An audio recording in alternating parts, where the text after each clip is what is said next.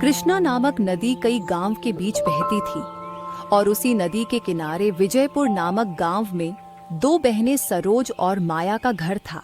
दोनों घर आमने सामने नहीं थे, लेकिन बहनों के दिल की बातें कभी-कभी हवा और नदी की लहरों के साथ एक दूसरे तक पहुंच जाती थीं। और उसी गांव के दूसरे छोर पर उनके माता-पिता हरिराम और सुगंधती रहते थे, जो अभी बूढ़े हो चुके थे। सुगंधती, ये घर कितना भारी लगने लगा है अब। पहले हर सुबह आंगन साफ करना, गायों को चारा देना, खाना बनाना, अब थोड़ी भी मेहनत हो तो सांस फूल जाती है। हाँ जी, सच में अब हमारी उम्र ने हमें थका दिया है। अगर हमारे पास कोई बेटा होता तो कम से कम उसके सहारे हम आराम से रह पाते। बेटियां तो अपने घर में व्यस्त रहती हैं। माया हमेशा से हमारी परवाह करती रही, बिना कोई शिकायत किए, बिना कुछ मांगे। शायद यही समय है कि हम उसके पास रहें। बिल्कुल, माया भी राजू के साथ मिलकर हमें आराम और प्यार देगी। वहीं रहेंगे तो हमारा बुढ़ापा कुछ आसान लगेगा। हरराम की छोटी बेटी माया एक बहुत ही दयालु और मेहनती थी। माया अपने आंगन में लिपाई कर रही थी। उसके हाथ कीचड़ से सने थे, माथे पर पसीना, लेकिन आंखों में सुकून था। सुनो जी, देखो ना, सुबह से लगी हूँ। मिट्टी भी खुदा डाला, पानी भी भर लाई। मैं नहा के चूल्हा जलाऊंगी और खाना बनाऊंगी। तब तक आप भी जल्दी से हाथ मुंह धो लो, क्योंकि आज मुझे भी खेत जाना है ना। मैं भी साथ चलूंगी। आज की बुवाई बड़ी जरूरी है। आज कोई छोटा मोटा दिन नहीं है जी।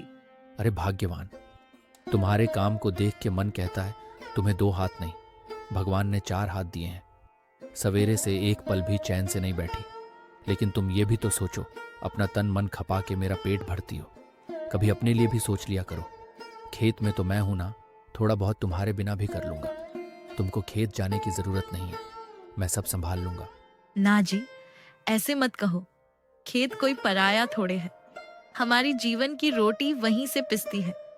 एक एक बीज मेरे हाथ से गिरेगा, तभी तो फसल पर अपना अधिकार लगेगा। और वैसे भी जब आप साथ होते हो तो सारी थकान कहीं मानो उड़ जाती है। नहीं भाग्यवान, आज तुमने बहुत मेहनत कर ली है, बाकी का मैं देख लूंगा। वैसे भी ऐसे ही तो जीवन जिया जाता है, बिना किसी शिकायत के। एक काम तुम करो, एक मैं करूंगा। यही तो खुशहाल परिवार की निशानी है। माया अपने पति के प्यार से समझाने पर मान जाती है और ऐसे ही दोनों एक दूसरे को समझ के खुशी से अपने जीवन बिता रहे थे। यहाँ सरोज, माया की बड़ी बहन, जो अपने घर में खाना बना रही थी। सामने खटिया पर श्यामू बैठा था, आंखों में आलस और थकान लिए। सरोज, खाने की खुशबू तो अच्छी आ रही है, पर पता नहीं तुम खाना कब दोगी। क्योंकि खाना बनने के बाद मुझे खाना देकर बबलू के साथ तुम्हें ही आज खेत की तरफ जाकर देखना होगा। मैं आज नहीं जाऊंगा, मुझे आज बहुत नींद आ रही है। अरे ओ पतिदेव, उठ भी जाओ कभी। सारा दिन ऐसे बैठे ही रहोगे क्या? सवेरा हो गया और थोड़ी देर बाद दोपहर भी हो जाएगी, लेकिन तुम अभी तक खाट चिपकाए बैठे हो। ना नहाते हो, ना रोज खेत जाते हो। पड़ोस की औरतें तो कहती हैं, देखो सरोज, तू खून पसीना बहाती है और तेरा मर्द बस घर में लेटता रहता है। आराम करके कौन सा जुर्म कर रहा हूँ? और तू घर का काम संभालती है, इसका यह मतलब नहीं है कि तू सब करती है।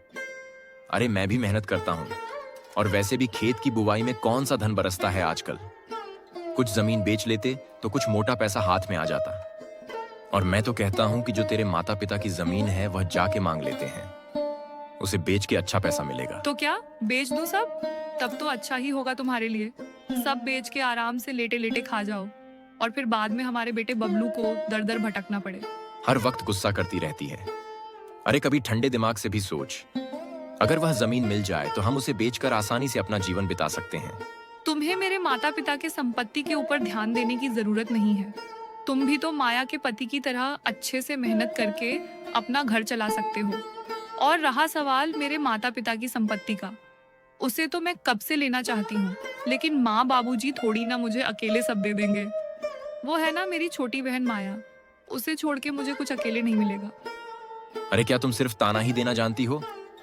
भूख लगी है, मुझे खाना दो जल्दी से। हाँ हाँ, मैं तो बस तुम्हारे लिए खाना ही बनाती रहूं ना। हाय मेरी फूटी किस्मत। किस्मत में तुम जैसे पति ही मिलना था। मुझे भी अब समझ में आने लगा है, माया से बड़ी हूँ, इसलिए मुझे ही कुछ इस घर के लिए बड़ा काम करना होगा। तुम्हारे भरोसे रहेंगे तो मुझे और बबलू को भीख मांगना पड़ेगा। बबलू अपने माता पिता के अनबन को देखता है, लेकिन सरोज की झुंझलाहट के कारण चुपचाप बैठा रहता है। ऐसे ही रोज सरोज और उसके पति के बीच झगड़ा होता रहता था। इनके परिवार में माया के परिवार के जैसे खुशहालता नहीं थी।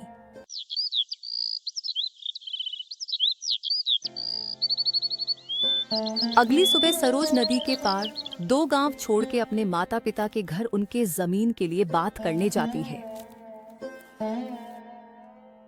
अरे सरोज, तू इतनी सुबह सुबह अकेली? सब खैरियत है ना बेटी? दामाद जी भी नहीं आए साथ में, और बबलू भी नहीं है। सब ठीक है माँ, बस मन भारी था, कहीं दिल लग नहीं रहा था, मैंने सोचा आपसे बात कर लूं। तभी सरोज के पिता हरराम उसके पास आते हैं। तो तू आ गई मेरी बेटी, चल बैठ, तेरे लिए अपने माँ के हाथ से चाय बनवाते हैं। और हाँ, बहुत दिनों बाद आई है तू, इसलिए आज मुझे पूरा दिन बात करनी होगी तुझसे। वहां पर थोड़ी देर चुप्पी रहती है। तीनों के बीच कुछ ऐसा है जो कहा नहीं गया अभी तक, लेकिन हवा में घुला हुआ है। सरोज और ज्यादा प्रतीक्षा नहीं करती है और सीधे मुद्दे पर आती है। बाबूजी, ये चाय वाय छोड़िए, मैं जानती हूँ आप लोग मुझे बहुत प्यार करते हैं, आप लोगों ने हमेशा हमारे लिए किया। पर एक बात है जो अब मैं आपसे छिपा नहीं सकती, मेरे हालात अब संभालने लायक नहीं रहे।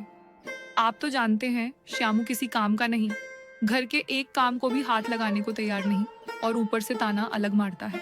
सरोज के मुंह से ऐसी बातें सुनकर हरनाम और सुगंधती को उसके लिए बुरा लगता है, और हरनाम सरोज से पूछता है, बेटी, हम जानते हैं तू दुखी है, लेकिन बेटी तू अब करना क्या चाहती है? खुलकर बोल, हम तेरे अपने हैं, कुछ मदद चाहिए तो बोल दे। बाबूजी, मैं चाहती हूँ कि आप जमीन जायदाद की बात अब टाले नहीं। मैं चाहती हूँ कि आपकी कुछ जमीन मुझे मिल जाए और बाकी जो भी बचेगा उसमें आप दोनों रहना, ताकि कुछ तो अच्छे से जी सकूं, कुछ तो स्थिरता मिले मुझे। बेटी, ये तो हमने पहले ही सोच के रखा है, लेकिन जो भी बांटना है दोनों बहनों को बराबर बांट देंगे। माया भी तो हमारी बेटी है जैसे तू है। लेकिन माँ, माया और मेरे हालत में फर्क है। माया के पास सब कुछ है, राजू उसके साथ है। राजू मेहनती, ईमानदार और खुद की जमीन है उसके पास, और दोनों मिलके अच्छा जीवन बिता रहे हैं। उनके घर में चैन है, समझ है, सुकून है, और इधर मेरे हिस्से में तो बस संघर्ष है। बेटी, जरूरत और हक 2 अलग चीजें हैं। माया अगर सुखी है तो वह उसकी किस्मत है, लेकिन इससे उसका अधिकार कम नहीं हो गया। अगर हम तेरी हालत देखकर सारी जमीन तुझे दे दें, तो फिर माया का क्या? वो भी हमारी बेटी है, और उसने तो कभी जमीन को लेकर शिकायत भी नहीं की। और वैसे भी तेरे पति के पास भी तो थोड़ी सी जमीन है ना। बस यही तो बात है, उसके पास सब है तो वो क्यों कुछ लोगों से मांगेगी। लेकिन आप लोग तो समझते हैं कि माया ने कुछ मांगा नहीं, इसीलिए क्योंकि वह ज्यादा योग्य है। मैंने मांग लिया तो मुझे स्वार्थी समझा जाएगा। सरोज की बात सुन के सुगंधती की आंखें भर आती हैं। वो बेटी के दर्द को समझती है, पर सरोज की बातों के स्वर ने उसका दिल दुखाया था। सरोज, तेरा दुख मुझे दिखता है। मैं तुझसे कम प्यार नहीं करती, लेकिन बेटी प्यार का मतलब यह नहीं कि एक को सब दे दो और दूसरे को सिर्फ उसकी चुप्पी का इनाम। माया भले कुछ ना कहे, पर वो भी हमारी लाडली है। उसे यूं ठग लेना माँ बाप के हाथों, यह हमसे नहीं होगा। ठीक है माँ, बाबूजी, आपने जो समझा कह दिया। मैं सिर्फ अपनी बात कहने आई थी। जो भी होगा मैं माया से बात कर लूंगी। शायद उसे खुद जरूरत ना हो, और अगर उसे लगने लगे कि उसकी बहन की हालत उस जमीन से सुधर सकती है, तो शायद वो अपने हिस्से से मुझे कुछ दे दे। मैं आज ही उसके पास जाके बात करूंगी। ये सब बोल के सरोज अपने माता पिता से विदा लेकर चली जाती है।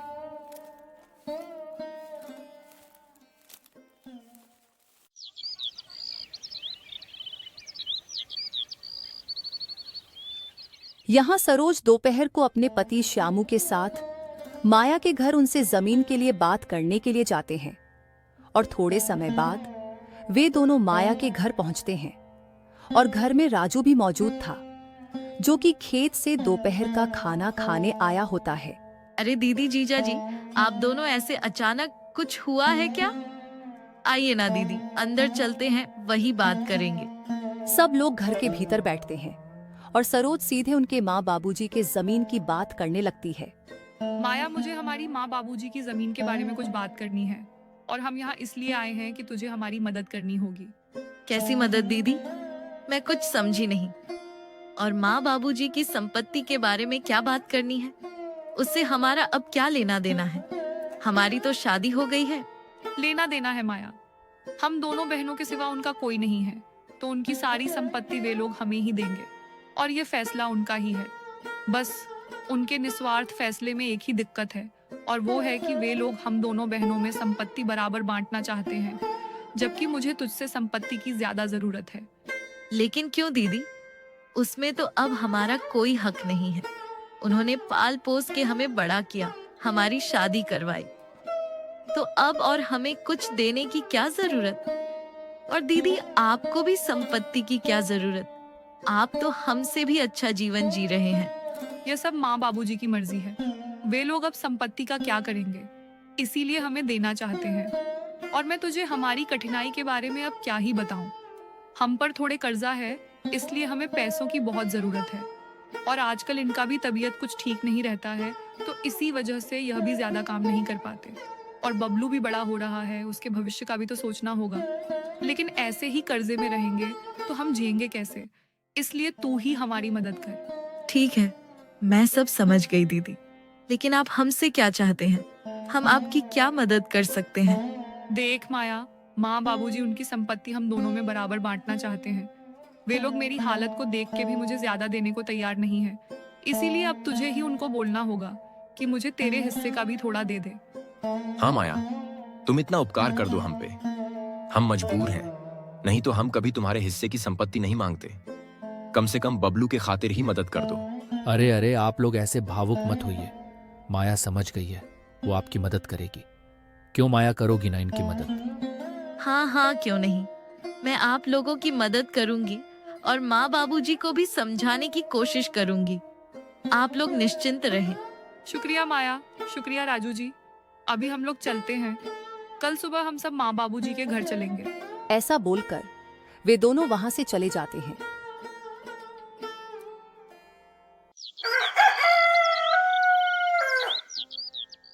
अगली सुबह हरनाम और सुगंधी के घर सभी इकट्ठा होते हैं। आंगन में चारपाई बिछी हुई है और हरनाम और सुगंधी वहां बैठे हैं, और उनके सामने उनके दोनों बेटियां और उनके पति राजू और श्यामू बैठे हैं। आज तो दोनों बेटियां एक साथ हैं। कितने दिनों बाद सब ऐसे साथ में हैं। हम जानते हैं कि तुम लोग जमीन के लिए आए हो, फिर भी तुम लोगों को ऐसे साथ में देखकर दिल भर आया है। सरोज बिना अपने माँ बाबूजी के भावनाओं को समझते हुए सीधे उनसे जमीन के बारे में बात करने लगती है। माँ बाबूजी, मैं कल आपसे जो बात करने आई थी, उसके बारे में माया से भी बात हुई और माया मान गई है कि मुझे उसकी जमीन का हिस्सा भी दे दें। हरनाम और सुगंधती एकदम चौंक जाते हैं। उनकी नजर माया पर जाती है। माया, क्या ये सच है? हाँ बाबूजी, दीदी की हालत आप देख रहे हैं। अगर मेरे हिस्से से उनके जीवन में कुछ सुधार आ सकता है तो देने में मुझे कोई एतराज नहीं। बेटी, तू बहुत बड़ी दिल वाली है, लेकिन यह आसान नहीं है। तुम्हारे हिस्से का जमीन तुम्हारा है और उसे यूं छोड़ देना हमें यह सोच के ही अजीब लगता है। तेरा जीवन भी तो कठिनाइयों से भरा है, तो तू क्यों अपना हक छोड़ रही है? माँ जी, हम लोग मेहनत करके कमा सकते हैं, लेकिन दीदी की हालत अभी सही नहीं है, तो उनको इसकी हमसे ज्यादा जरूरत है। मुझे पता ही था ऐसा ही कुछ होगा। ठीक है, अगर तुम लोग यही चाहते हो तो मेरी एक शर्त है। घर की जो जमीन है जहां हम अभी रहते हैं वो माया को देंगे। बाकी खेत और दूसरी जमीन, उसमें से माया का हिस्सा भी सरोज को दे देंगे, और हम दोनों बेटियों के पास बारी बारी से रहेंगे। ये सुन के सरोज और श्यामू के चेहरे पर हिचकिचाहट आ जाती है। बाबूजी, ये कैसे होगा? आप हमारे साथ रहेंगे, लेकिन हमारी हालत वैसे ही खराब है, और 2 लोगों का खर्चा कैसे उठा पाएंगे? और माया को घर की जमीन क्यों देंगे? हम तो चाह रहे थे कि सारी जमीन मेरे नाम मतलब सरोज के नाम हो जाए। अगर ऐसा होगा तो हम आप लोगों को हमारे साथ रखने का सोच सकते हैं। ये तुम क्या कह रहे हो? भला तुम लोग ऐसी सोच कैसे रख सकते हो? तुम लोगों को माया के हिस्से का भी तो जमीन दे रहे हैं। अब क्या यह घर भी दे दे? इतना क्या हालत खराब है तुम लोगों की? माँ, हम तो बस सोच रहे थे कि अगर घर भी हमारे पास हो तो हमें सुविधा होगी, आपको हम अच्छे से रखेंगे। सुविधा जमीन से नहीं, नियत से होती है। बेटी, तुम दोनों हमारी बेटियां हो और हम चाहते थे कि दोनों को संपत्ति का हिस्सा बराबर मिले। लेकिन अगर माया भी अपना हिस्सा तुम्हें देने को मान गई है, तब तो हमारे पास यही रास्ता है, नहीं तो समाज हम पर बातें बनाएगा। हम ये घर तुम लोगों को देके तुम पर बोझ बनना तो नहीं चाहते थे, लेकिन अब यही एक रास्ता है। सरोज चुप हो जाती है। अपने माँ बाप को माया की तरफदारी करते देख उसको बहुत गुस्सा आता है, लेकिन वो कुछ नहीं कहती है, क्योंकि उनको जो चाहिए था वो तो उनको मिल रहा था। वातावरण भारी हो जाता है। सरोज भी थोड़ी खींच में आ जाती है। दीदी, मेरे हिस्से में जो जमीन आई वो तो आपको दे दिया, लेकिन घर की जमीन वो माँ बाबूजी के पास ही रहेगी। अब माँ बाबूजी की उम्र भी तो हो गई है, इसलिए यह दोनों हमारे साथ ही रहेंगे, लेकिन इनके घर की जमीन और घर इनके ही नाम रहेंगे। हमें नहीं चाहिए। हम दोनों तो कहते हैं, माँ बाबूजी आप हमारे पास रहिए। खेत खलियान में आपका अनुभव भी काम आएगा और घर में आपका आशीर्वाद भी रहेगा। ठीक है बेटा, हम दोनों इस बारे में सोचेंगे। अगर हमें यहाँ कोई परेशानी आई तो तुम दोनों के पास रहने आएंगे। फिलहाल तो हम यहीं रहेंगे। उसके बाद हरनाम अपनी सब संपत्ति के कागजात सरोज और उनके पति को दे देता है और घर अपने पास ही रखता है। ठीक है माँ बाबूजी, अभी हम चलते हैं, बबलू भी घर में अकेला है। उसके बाद दोनों वहां से चले जाते हैं। ठीक है माँ बाबूजी, अब हम भी चलते हैं, हमें अपने खेत में बुवाई के लिए जाना है। इतना बोलकर माया और राजू भी वहां से चले जाते हैं।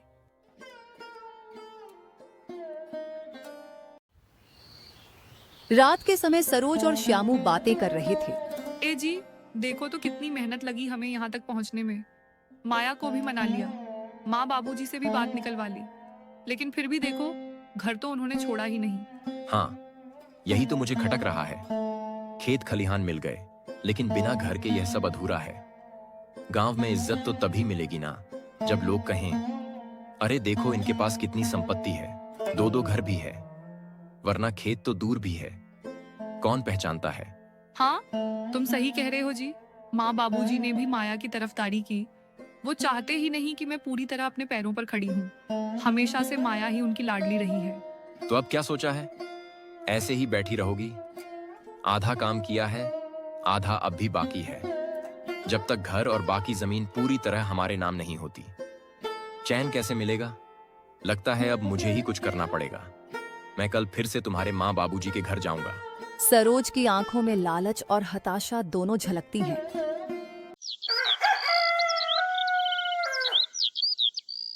अगली सुबह श्यामू अकेले ही सरोज और माया के माता पिता से मिलने जाता है।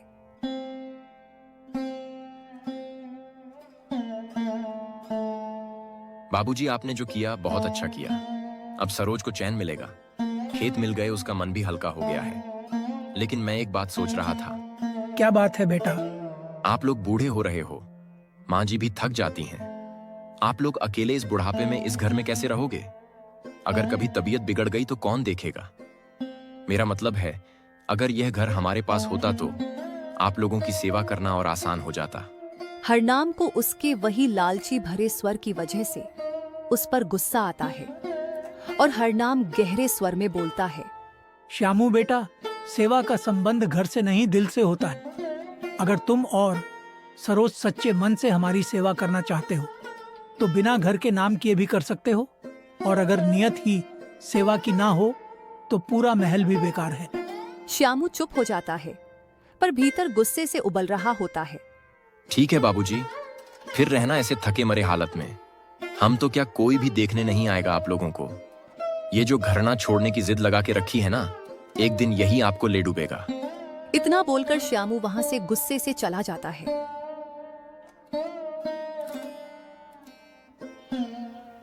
रात के समय श्यामू सारी बात जो सरोज के पिताजी के साथ हुई थी वह सब सरोज को बता देता है। नहीं नहीं, ऐसे नहीं चलेगा। जब तक माँ बाबूजी का घर हमारे नाम नहीं होगा तब तक मैं चैन की सांस नहीं लूंगी। और आज बाबूजी ने तुम्हें जिस तरह ही बात सुनाई है, लगता नहीं कि इतनी आसानी से वो घर और जमीन मिलेगी। तो फिर तैयारी रखो, कल से ही चाल चलनी पड़ेगी। माया को फिर से मनाओ और माँ बाबूजी को यकीन दिलाओ कि तुम्हारे पास रहना ही उनके लिए सुरक्षित है। धीरे धीरे घर भी अपने नाम करवा लेंगे। दोनों के चेहरे पर एक अजीब सी लालच की मुस्कान थी।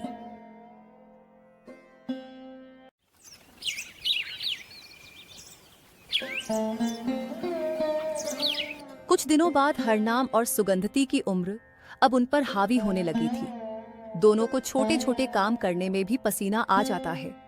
दोनों चारपाई पर बैठे अपनी हालत के बारे में सोच रहे हैं। यह जी, देख रहे हो ना आप, अब शरीर बिल्कुल जवाब देने लगा है। पहले तो सुबह सुबह पूरे आंगन को साफ कर देती थी, गाय बैलों को चारा डाल देती थी, फिर खाना भी बना लेती थी।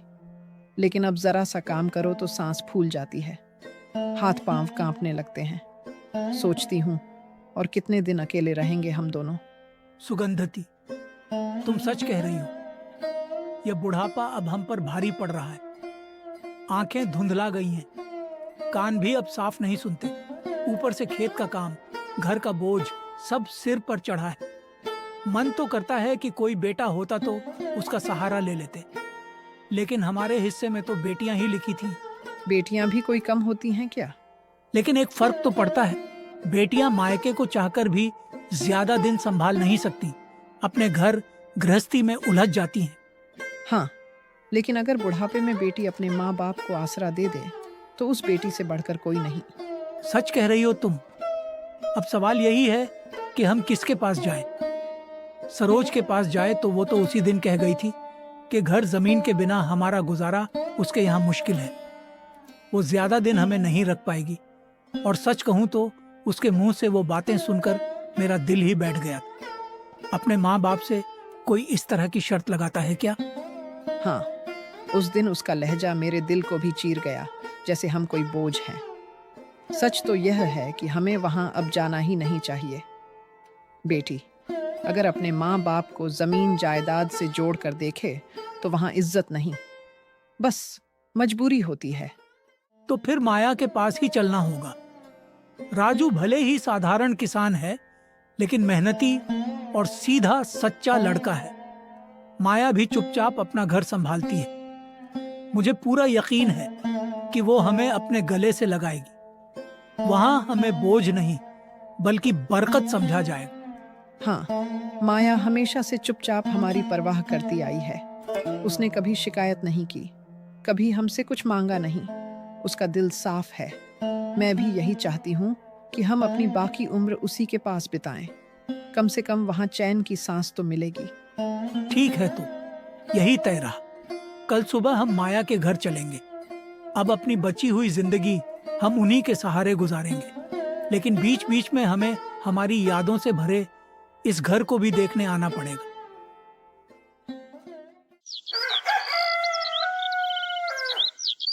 अगले दिन माया के घर सुबह सुबह हरनाम और सुगंधती अपना जरूरत का कुछ सामान उठाए माया के घर पहुंचते हैं। दोनों माया के घर के दरवाजे पर खड़े थे और माया भी उनका बड़े प्यार से आदर करती है। बिटिया अब अकेले नहीं रहा जा रहा। शरीर जवाब देने लगा है।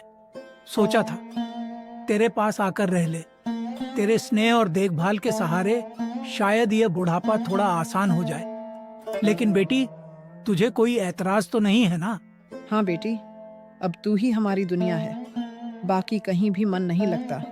हमें तेरे और रामू के साथ ही रहना है। अगर तेरी मर्जी है तो।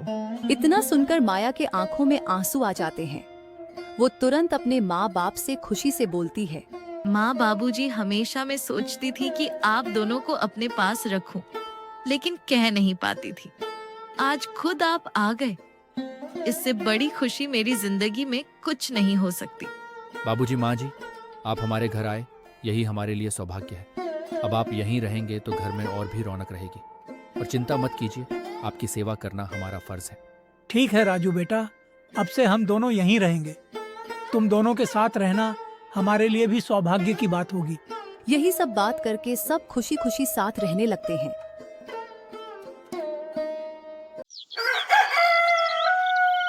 कुछ दिन बीत जाते हैं। सरोज और श्यामू कमरे में बैठे हैं। सरोज को अपने माता पिता के माया के घर ठहरने की बात पता चलती है और वो यह जान के गुस्से में भड़की होती है। ए जी, देख रहे हो तुम, माँ बाबूजी तो जाकर माया के घर बैठ गए।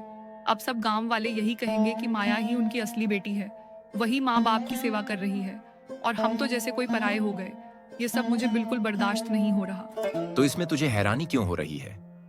हम दोनों ने ही तो उस दिन साफ कह दिया था कि बिना घर के, बिना जमीन के उनका हमारे घर में गुजारा मुश्किल है। अब देख ले, हमारी शब्द हमें ही भारी पड़ गए। माँ बाप तो हमेशा वहीं रहेंगे जहां उन्हें सच्चा प्यार मिलेगा। तू बात तो ठीक ही कह रही है। मुझे लगता है कि माया भी अच्छा होने का दिखावा कर रही है ताकि समाज में अच्छी बनके तेरे माँ बाबूजी से घर और घर की जमीन हड़प सके। तू चुप मत बैठ। अगर तुझे माया से बराबरी करनी है तो उसके पास जा और बात कर। कहे कि माँ बाबूजी के पास जो कुछ भी बचा है वह भी बांटना पड़ेगा। तू भी उनका ध्यान रखेगी। सरोज कुछ पल सोचती है। उसका चेहरा पहले उलझन में रहता है, फिर धीरे धीरे कठोर हो जाता है। ठीक है, अब और चुप नहीं बैठूंगी। माया चाहे जितनी सीधी बने, लेकिन मैं उसके सामने अपनी बात साफ रखूंगी। आज ही जाऊंगी उसके घर और पूछूंगी उससे कि क्या उसका हक बड़ा है और मेरा छोटा। देखती हूँ कितना प्यार दिखाते हैं माँ बाबूजी। वह गुस्से से घर से बाहर निकलती है और माया के घर जाती है। माया के घर सब लोग एक साथ बैठकर बातें कर रहे थे। सरोज को ऐसे अचानक देखकर सब चौंक जाते हैं। वहाँ तो यही जगह मिल गई आपको रहने के लिए, और आप दोनों को तो कभी ये ख्याल भी नहीं आया कि आपकी एक और बेटी भी है। मैं क्या पराई हो गई हूँ? दीदी, ये कैसी बातें कर रही हो? माँ बाबूजी यहाँ जबरन नहीं आए, बल्कि उनके कहने पर ही वो यहाँ है। मैंने तो हमेशा यही चाहा कि वो जहाँ चाहे वहीं रहे, बस इन्हें कोई तकलीफ ना हो। हाँ, पता है मुझे।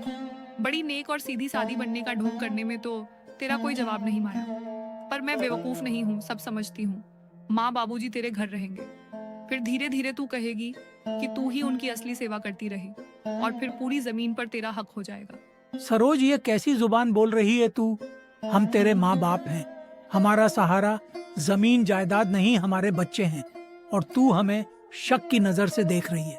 बिटिया, तूने ही कहा था कि तेरे घर में तंगी है, हालात ठीक नहीं है। हम कैसे बोझ बनकर वहां रहते, इसलिए यहाँ आ गए। इसमें कौन सी साजिश देख रही है तू? तेरे लिए हमारा प्यार माया से कम है क्या? दीदी, माँ बाबूजी मेरे घर इसलिए रह रहे हैं क्योंकि मैंने उन्हें कहा कि आपके घर आप अकेले ही बहुत मेहनत करते हो, और आपके सिर बबलू की जिम्मेदारी भी है, और आप परेशान हो जाती हो, लेकिन मैंने कभी उनके हिस्से पर नजर नहीं डाली। मेरे लिए उनका आशीर्वाद ही सबसे बड़ी दौलत है। बस कर माया, नाटक मत कर। तू कहेगी कि आशीर्वाद ही चाहिए, लेकिन मैं जानती हूँ असली मंशा जमीन पर है। कल को जब माँ बाबूजी की घर के जमीन की बात आएगी तो सब कहेंगे कि माया ने ही माँ बाबूजी की सेवा की थी, और फिर सारा हक तुझे मिल जाएगा। दीदी, मुझे किसी के हक की जरूरत नहीं है।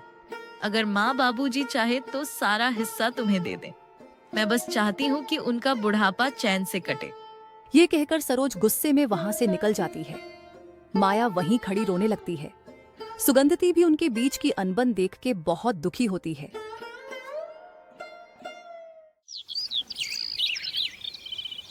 अगली सुबह जब बबलू खेल रहा था, तभी एक उसके साथ हादसा हो जाता है। बबलू एकदम से बेहोशी के हालत में जमीन में गिर जाता है और चेतनाहीन हो जाता है। ये देख के सरोज और श्यामू घबराई हुए दौड़ते हुए उसके पास आते हैं। थोड़े समय बाद श्यामू और सरोज बबलू को जल्दी जल्दी गांव के चिकित्सालय में ले जाते और वहां डॉक्टर को दिखाते हैं। डॉक्टर बबलू को अच्छे से देख के बोलता है, आप लोगों के बेटे को कोई मामूली बीमारी नहीं है। यह ऐसे ही बेहोश होकर नहीं गिरा है। इसके दिल में एक छोटा छेद है, और अगर इसकी इलाज जल्द से जल्द नहीं किया तो इसकी तबीयत और बिगड़ सकती है। आप लोगों को इसे जल्द से जल्द शहर लेकर जाना होगा, वहीं इसका इलाज हो सकेगा, और इसके लिए बहुत पैसे भी चाहिए होंगे। आप लोग जल्दी से पैसे का बंदोबस्त करके इसे शहर के अस्पताल में ले जाइए। डॉक्टर के मुंह से यह सुन के सरोज और श्यामू भीतर से टूट जाते हैं और दुखी होके एक दूसरे से कहते हैं, ये जी, जल्द से जल्द पैसे का इंतजाम करना होगा। देख रहे हो ना क्या हो गया हमारे बबलू को। अब हमको कैसे भी करके इसका इलाज शहर में करना होगा। इसका इलाज मुमकिन है अगर हमारे पास पैसे होंगे तो। हाँ हाँ सरोज, मैं जानता हूँ और मैं इसी बारे में सोच रहा हूँ। अब हमारे पास एक ही रास्ता है, हमें हमारी सारी जमीन बेचनी होगी। जो भी तुम्हें तुम्हारे माता पिता से मिला है और जो भी मेरे पास है वह सब बेच के पैसा का इंतजाम हो जाएगा। हम सब बेच के 2 दिन बाद ही शहर के लिए रवाना होंगे। जो करना है करो, मुझे अब यह जमीन जायदाद की कोई परवाह नहीं है। जो मैं अब तक बटोर रही थी उसके ही काम नहीं आए तो ये सब किस काम का। जल्दी से सब बेच दो। दोनों यह सब बात कर ही रहे थे कि माया और राजू को भी उनके बेटे की खबर लगती है और वो भी यहाँ घबराते हुए पहुँच जाते हैं। दीदी, जीजा जी, क्या हुआ? बबलू को अचानक ऐसे वो बेहोश क्यों हो गया? माया और राजू को ऐसे मुसीबत के समय में देख सरोज भावुक हो जाती है और उनको सब कुछ बताती है। और यह सुनकर माया तुरंत बोलती है, दीदी, आप लोग फिक्र मत कीजिए। आप लोग जल्दी से शहर जाके बबलू का इलाज करवाएं। हम आपके साथ हैं, हम भी आपकी मदद करेंगे। अगर पैसे कम पड़ जाते हो तो बताना दीदी, हम अपना सब दे देंगे। राजू और माया की बातें सुन के सरोज को अपनी गलती का पछतावा होता है और वो उनके किए गलत के लिए उनसे मदद लेके दोबारा शर्मिंदा होना नहीं चाहते हैं। नहीं माया, हम सब संभाल लेंगे। तुम लोग इस मुसीबत के घड़ी में साथ खड़े हो, वही हमारे लिए बहुत है। हमने पहले ही तुम लोगों के हिस्से का बहुत कुछ लिया है, अब और नहीं। अरे आप इस समय यह कैसी बात कर रहे हैं? ये समय उन सब बातों का नहीं है। हम भी आपकी मदद करेंगे। बबलू हमारा भी बेटे जैसा है।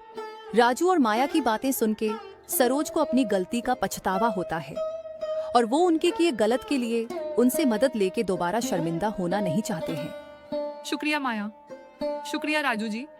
आप लोगों को हमारे साथ जाने की जरूरत नहीं है। आप लोग माँ बाबूजी का ध्यान रखिए। अगर आप लोग हमारे पास रहे तो उनको भी परेशानी होगी। वह भी जैसे तैसे हमारे मदद के लिए आना चाहेंगे। हम सब संभाल लेंगे। हम जल्द ही शहर से बबलू का इलाज करवा के आएंगे और अगर कुछ जरूरत पड़ी तो आप लोगों को जरूर खबर देंगे। डॉक्टर के प्रयासों से कुछ दिनों के बाद सरोज का बेटा बबलू ठीक हो जाता है और माया और उसके माँ बाबूजी सब उनसे मिलने आते हैं और सब लोग एक साथ खुशी खुशी रहने लगते हैं।